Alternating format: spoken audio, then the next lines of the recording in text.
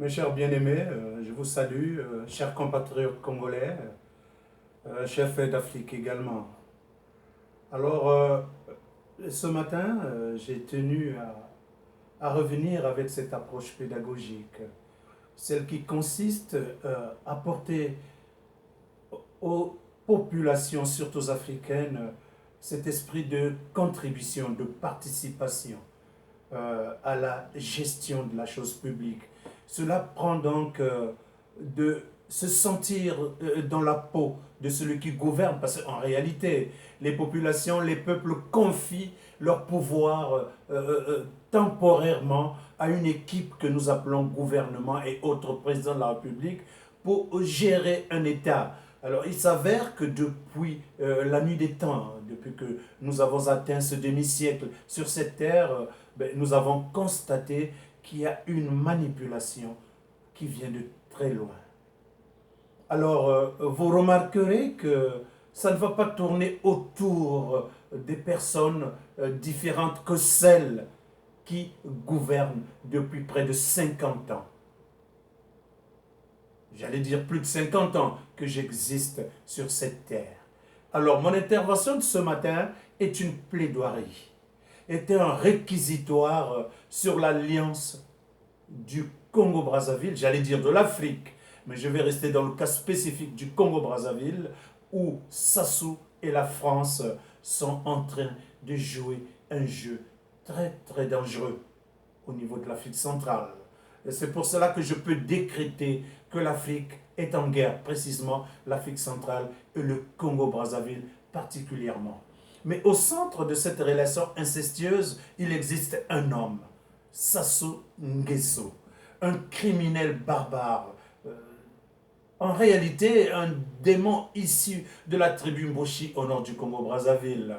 À mon avis, il faudrait brûler tout ce système et l'encenser pour libérer le Congo entre les mains de ces vautours du système du clan Sassou qui a transformé le Congo et l'Afrique en une entre des cobras.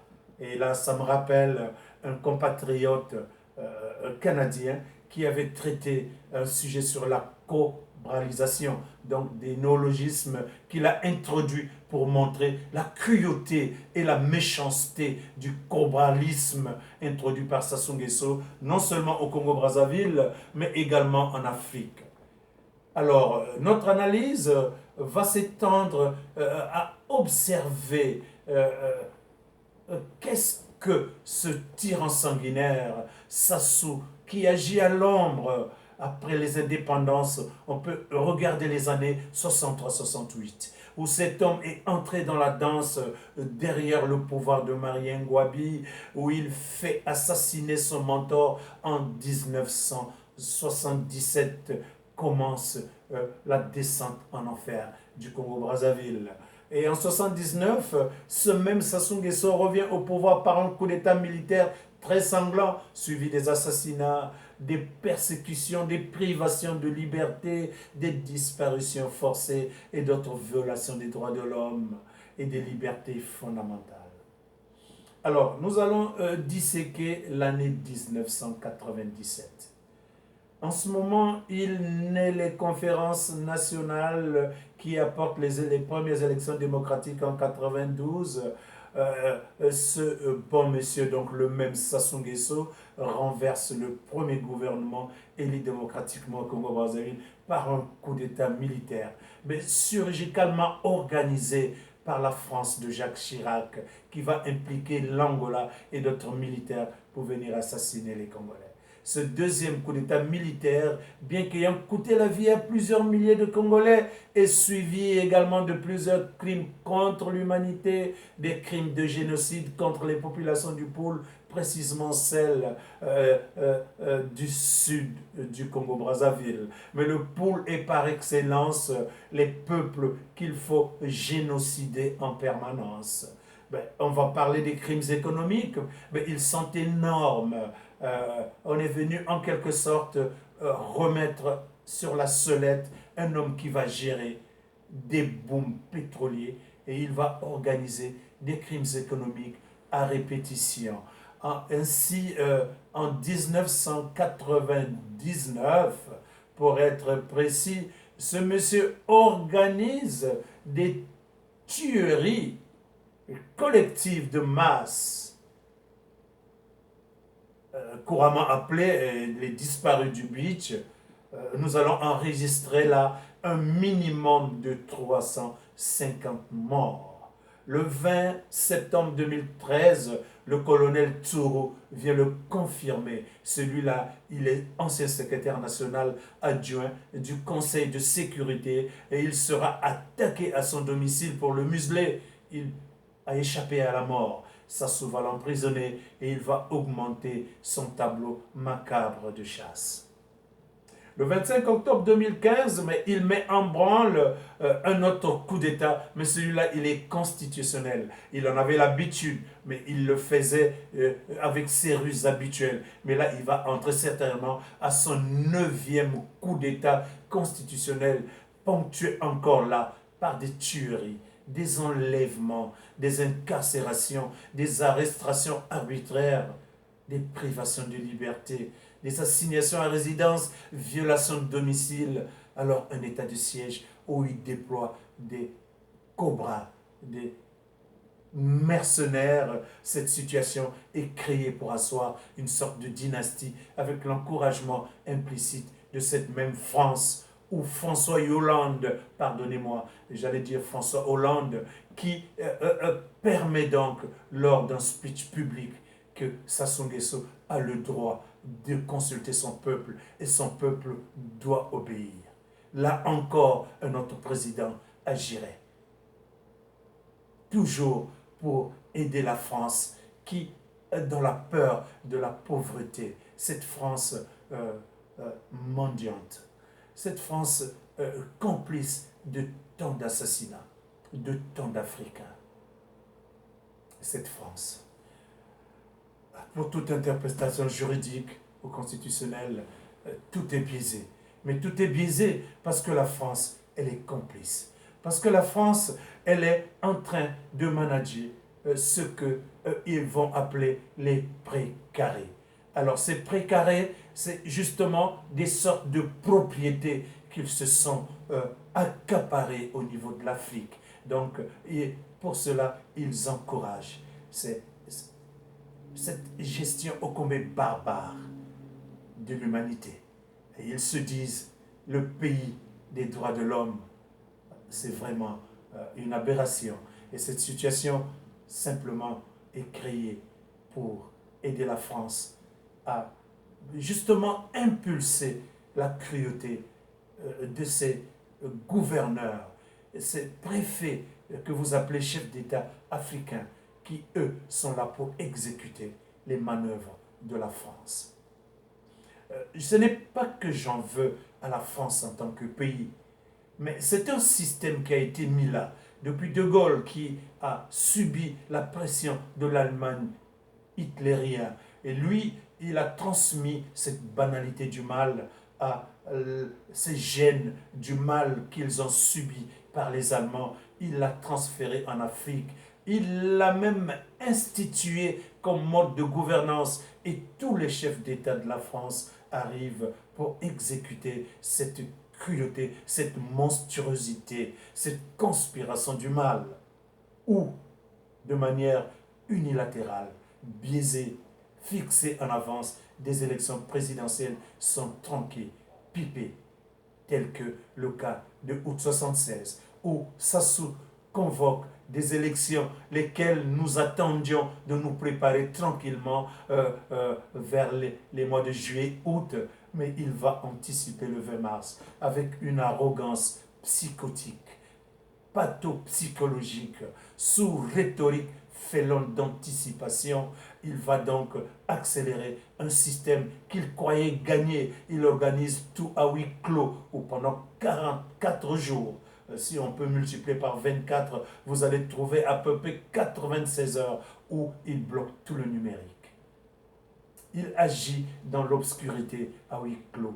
Il exécute des nombreuses irrégularités Malheureusement, malgré l'implication d'une cour constitutionnelle à sa botte, un ministère de l'Intérieur sous sa coupe, sa sous est copieusement déplumé avec 8% de suffrage seulement qu'il récoltera. Et pour se venger, il va encore organiser un stratagème pour bombarder les populations du pôle avec des hélicoptères.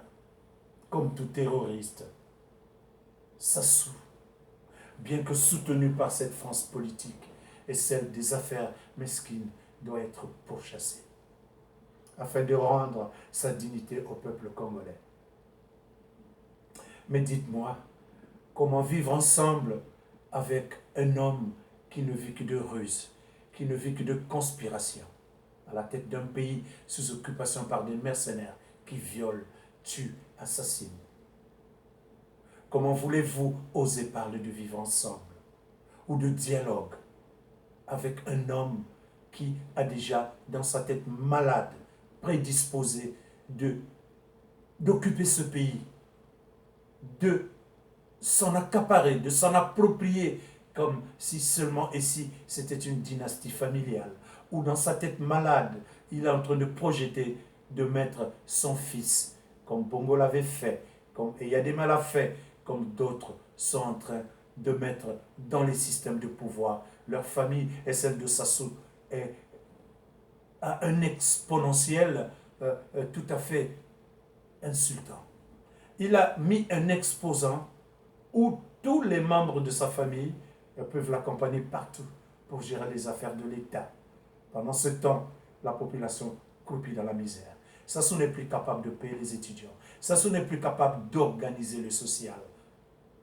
Et les gens ne se contentent que d'un petit stade ou des petits bouts de route ou des petits stades qu'il va bâtir pour séduire la population. Mais ces stades ne produisent rien du tout pour les populations. Les jeunes qui ont terminé l'université, ils ont besoin de travailler. Ils ont besoin d'industrie. On pourrait réfléchir sur la transformation des produits. Les Congolais sont braves. Apportez-leur les éléments de travail, mais ils vont se mettre à produire.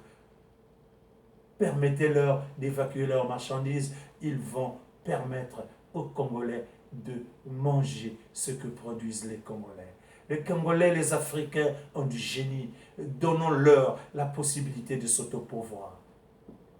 À cette France politique qui assassine. Regardez dans quel état ils ont mis la Libye. Je reviens là-dessus. Pour Sarkozy et certains coquins, il fallait, coûte que coûte, éliminer Kadhafi, parce que c'était un visionnaire, cet homme. Son peuple, ses étudiants, même à l'extérieur, avaient des bourses honorables, respectables. Lorsqu'ils rentraient dans leur pays, ils avaient un loyer, ils avaient un travail, il y avait de l'équilibre.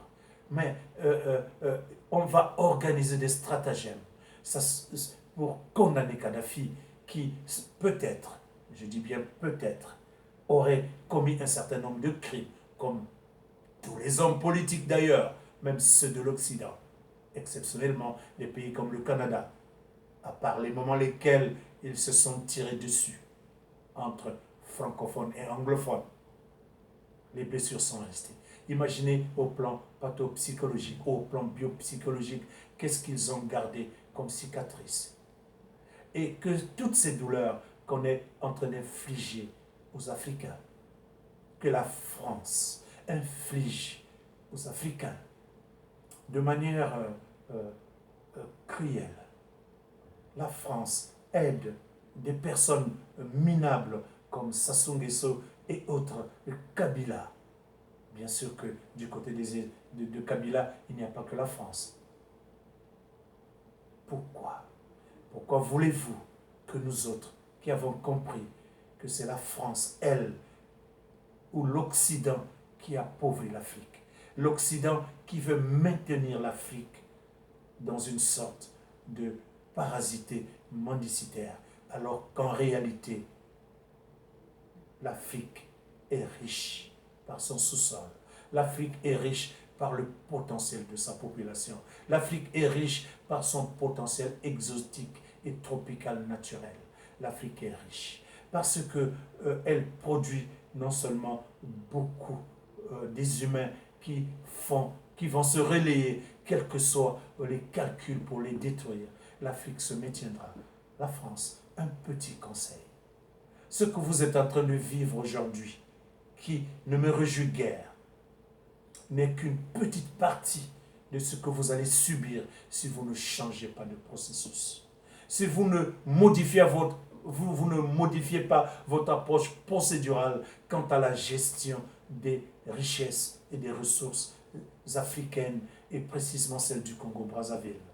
Un jour viendra. Regardez le Gabon où il y a eu des morts inutiles alors que cela pouvait être évité.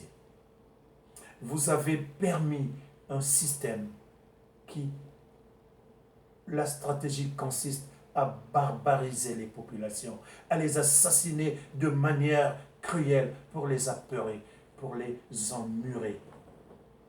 Mais cette procédure vous retombera. Le moment viendra où l'Afrique ne sera plus soumise. Ce moment viendra où l'Afrique se révoltera. La France, il est encore temps. Il est encore temps que vous révisiez votre démarche processuelle quant à la collaboration que vous aviez avec les Africains, avec le Congo-Brazzaville. Faites très attention. Il y a un temps pour chaque chose et chaque chose a son temps. Vous avez fait le temps du temps où vous avez massacré des Africains à travers vos préfets et vos gouverneurs, lesquels vous permettez aujourd'hui des bonus operandi criminels dans la conspiration et la banalité du crime. Nkurunziza l'a fait au Burundi. Kagame l'a fait au Rwanda. Ils sont en train de répercuter ces crimes au Congo démocratique à travers Kabila et le système rwandais qui y est installé. Au Congo-Brazzaville, c'est la même chose que le clan Sassou, ces déportés qui sont venus s'installer dans cette partie du nord. Ils ont transporté leur essence coloniale parce que c'était des anciens porteurs, des sortes d'esclaves qui ont été amenés dans le nord du pays. Et dans leur réflexion, ils ont été plutôt rattachés du côté de la Centrafrique et finalement ramenés au Congo-Brazzaville. Et il y a un homme, comme nous l'avons dit, à la tête de tout cela, c'est Sassou Nguesso, qui arrive avec une barbarie innommable.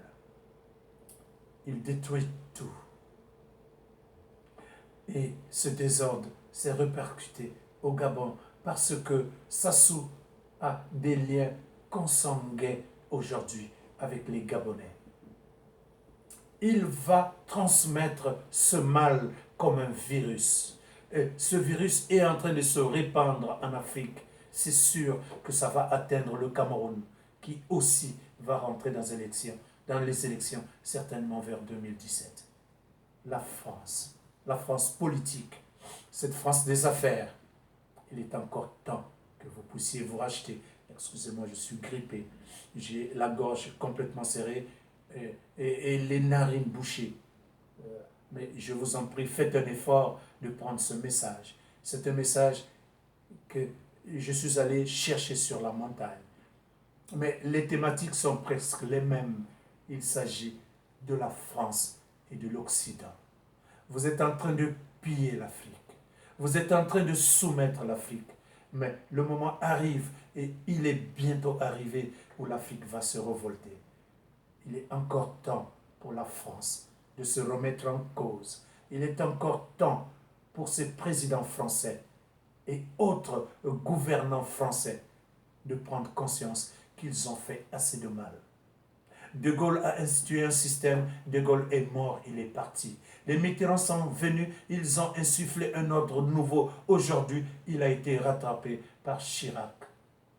Sarkozy et Hollande est venu appuyer tout ceci pour que vous compreniez qu'en France, il ne s'agit pas de la droite ou de la gauche ou de l'extrême droite ou du centre, etc. Non, il s'agit de la politique française. Ils ne vivent que grâce à l'Afrique. L'Afrique, c'est la vache à lait de la France. Pour la France, exceptionnellement l'Afrique centrale et quelques pays de l'Afrique de l'Ouest. Ce sont les vaches à lait pour la France. Si vous leur coupez cet intérêt, ils ne pourraient pas vivre. Mais alors, ce que je peux conseiller à cette France politique, à cette France des affaires, vous n'allez pas soumettre l'Afrique indéfiniment. Il vaut mieux que vous commenciez à coopérer des systèmes de commerce, des systèmes d'échange et d'exploitation qui seraient peut-être pas équitables, mais qui seraient équilibrés. Prenez ce que vous avez à prendre, échangez ce que vous avez à échanger, mais faites-le de manière civilisée, faites-le en respectant les Africains. Nous pouvons arriver à un moment où la démocratie que vous claironnez va être respectée, où vous allez permettre que les alternances se fassent de manière scientifique et que les meilleurs gagnent, mais que vous compreniez que vous pouvez collaborer avec ces meilleurs. Il suffit que vous puissiez aller rechercher la mésor. La mésor, entendez par mésor, la meilleure solution de rechange, c'est dans le domaine des conflits. Et nous qui avons étudié dans ce domaine, nous savons que la mésor est possible. Nous savons que les meilleures solutions de rechange sont possibles. Alors, France coquine, France voleuse, France idiote, tu dois être enterré en faveur d'une France intelligente, en faveur d'une France qui est remplie de compassion et d'empathie pour ces peuples d'Afrique qui souffrent trop par votre faute, par votre folle volonté de soumission esclavagiste, par votre volonté de prédation et de déprédation permanente. Mais arrêtez cela, France. Arrêtez d'agir comme des fous, parce qu'en réalité, ce que vous faites ressemble à une folie. Vous croyez que vous avez le droit d'aller piller l'Afrique, de faire tuer des tas d'Africains sans remords. Et quand on tue quelques Français ou quelques Occidentaux, vous êtes peinés, mais la mort des autres, celle des personnes de couleur, ne vous dit rien. Ne pensez-vous pas que cela peut remonter? Ce sang peut remonter vers le Créateur, même si vous n'y croyez pas, même si c'est vous les prétendus créateurs. Ne pensez-vous pas que finalement, il y a le retour de la manivelle?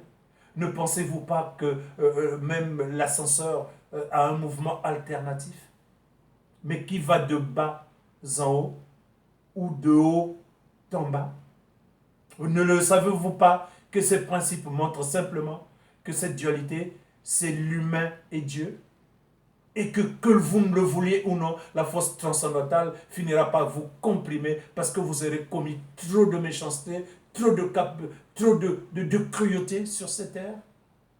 France, méfiez-vous. Vous allez devenir les esclaves des Noirs si vous ne changez pas d'attitude. Vous allez devenir les esclaves des Arabes si vous ne changez pas d'attitude. Vous serez comprimés et vous pourriez disparaître parce que vous êtes un petit pays, vous n'êtes pas nombreux. L'Afrique, c'est un continent de près d'1 milliard d'exemplaires. Méfiez-vous. Si cette Afrique se met ensemble, tôt ou tard, vous serez comprimés, vous disparaîtrez. Il vaut mieux collaborer. Vous avez tenté de l'autre côté des Amériques de détruire les Indiens, de détruire les Amérindiens. Mais il est resté une race, une toute petite race indienne, une toute petite communauté qui n'a jamais oublié, qui se souvient et tôt ou tard se multipliera. Méfiez-vous, méfiez-vous, méfiez-vous. Prenez conscience pendant qu'il est encore temps. Arrêtez d'encourager ces coups d'État constitutionnels, ces coups d'État militaires, ces barbouzes qui portent des cagoules, qui se mettent dans des tenues noires pour aller assassiner les populations. Et vous dites simplement des petits mots qui ne viennent pas traiter le mal en profondeur. Allez-y, recherchez les meilleures solutions de rechange avec les Africains. Dégagez-nous ces dictateurs, nous n'en avons pas besoin. Vous avez créé ces dictatures pour que vous exécutez vos crimes à travers vos gouverneurs. Et vos gouverneurs lâches et idiots, presque malades et déséquilibrés mentaux, qui exécutent mécaniquement votre volonté parce qu'ils volent. Et cet argent, ils viennent le garder chez vous. C'est vous qui utilisez cet argent. Vous avez déjà des pourcentages énormes avec vos banques centrales où vous centralisez près de 50 à 60% des revenus des Africains. Cela ne vous suffit pas. Il faut encore aller assassiner les Africains à travers vos gouverneurs. Vous pensiez qu'un démocrate ne pourrait pas jouer votre jeu? Lissouba est arrivé, n'a-t-il pas juste demandé que vous preniez à peu près 70% ou 65% et que vous lui reversiez 35%, n'est-ce pas une meilleure solution de rechange? Et quand bien même il voudrait qu'on arrive à la moitié, c'est-à-dire que vous prenez la moitié et Lissouba également prend la moitié parce qu'il veut mettre son peuple à l'aise, parce qu'il veut développer le Congo-Brazzaville. Est-ce que vraiment c'est un mal? Mais si vous pensez que c'est vous qui détenez la science et la technologie, vous vous êtes élevé spirituellement, vous êtes allé acquérir le savoir, mais lorsque vous le ramenez, ce savoir ne vous appartient plus, ce savoir appartient à l'humanité. Et lorsque vous ramenez ce savoir à l'humanité, mais soyez remplis d'humilité, soyez remplis de compassion, soyez remplis d'empathie, soyez remplis d'exemplarité. Mais servez les peuples lesquels vous avez la responsabilité de gouverner. Mais pourquoi vous ne pouvez pas comprendre aux France, au peuple de l'Occident, que l'Afrique, ce ne sont que des humains comme vous? Pourquoi vous pouvez rester, vous pouvez vous cacher derrière la couleur, alors qu'il y a d'autres vertus plus nobles qui pourraient unir l'humanité pour que l'humanité échange tout ce que Dieu a donné gratuitement? France, c'est ma plaidoirie. La France, c'est ma plaidoirie, c'est mon réquisitoire pour l'Occident. Méfiez-vous, changez de comportement. Surtout toi, France, toi qui appuies les dictatures, toi qui permets les assassinats au niveau de l'Afrique, toi qui permets que l'on tue des Africains qui ne demandent que la démocratie que vous avez apportée, parce que dans ma langue maternelle, nous avions d'autres termes et nous fonctionnons selon des modules qui nous convenaient. Vous êtes arrivés sous prétexte de civilisation. Vous avez plutôt esclavagisé. Non, moi je pense que ça suffit. Je vous rappelle qu'il y a un temps pour chaque chose. Vous avez sémé le mal. Vous avez arrosé le mal. Mais Dieu vous fera récolter ce mal. Dieu fera croître ce mal contre vous-même si vous n'y prenez garde. Il est temps que vous preniez conscience que l'Afrique ne va plus continuer à subir. Le moment va venir où l'Afrique va prendre le leadership. France, que deviendras-tu en ce moment? S'il y a encore des personnes intelligentes au niveau de la France, et c'est ce que je crois, surtout au milieu de la jeunesse, il est temps que vous changez votre technique de collaboration avec les Africains.